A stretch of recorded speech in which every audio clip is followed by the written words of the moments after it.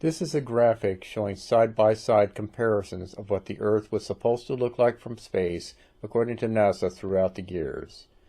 As anyone should be able to see, it is clear that they contradict one another. For example, the continents are not even close to being the same size from one image to the next. The obvious truth here is that these images were simply created by artists working for NASA. And here is yet another dot to connect.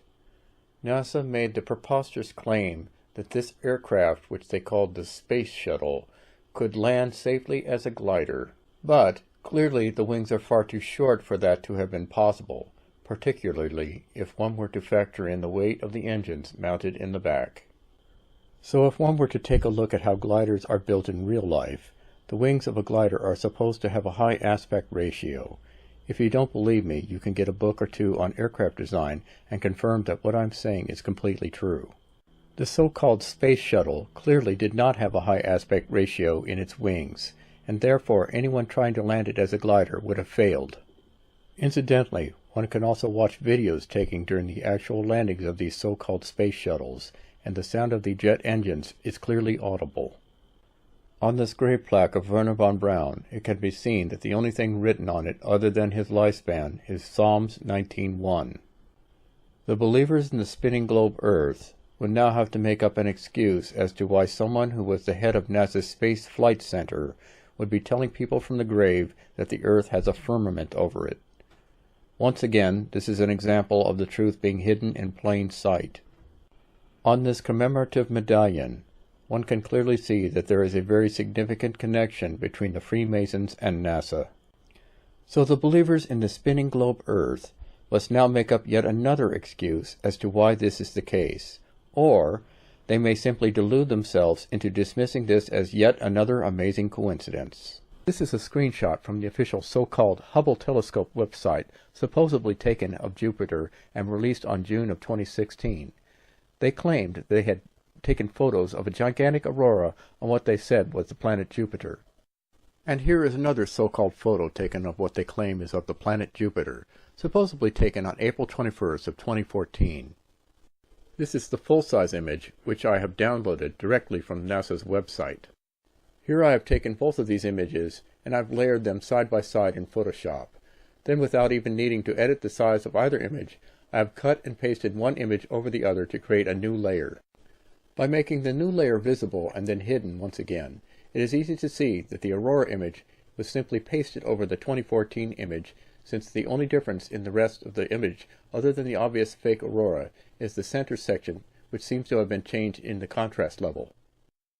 This movie segment, which I obtained directly from NASA's government website, clearly demonstrates how they are saying the so-called giant red spot is supposedly constantly changing in its appearance. They also show the different bands of clouds and gases are supposedly constantly moving and changing in shape. Jupiter's appearance is the result of its swirling interior of gases and liquids, producing a tapestry of colorful cloud bands, as well as the iconic Great Red Spot.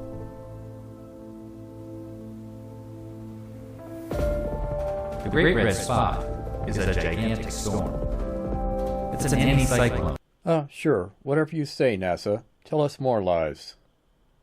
Unless one wants to remain in a complete state of denial, the logical conclusion that can be made from this is that NASA routinely makes up lies to release to the general public. They want to dazzle people on a day-to-day basis with completely fictitious stories.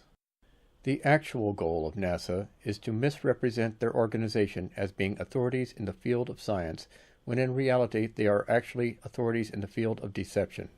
Here we have an article exposing how one of the alleged moon rocks was found to be fake.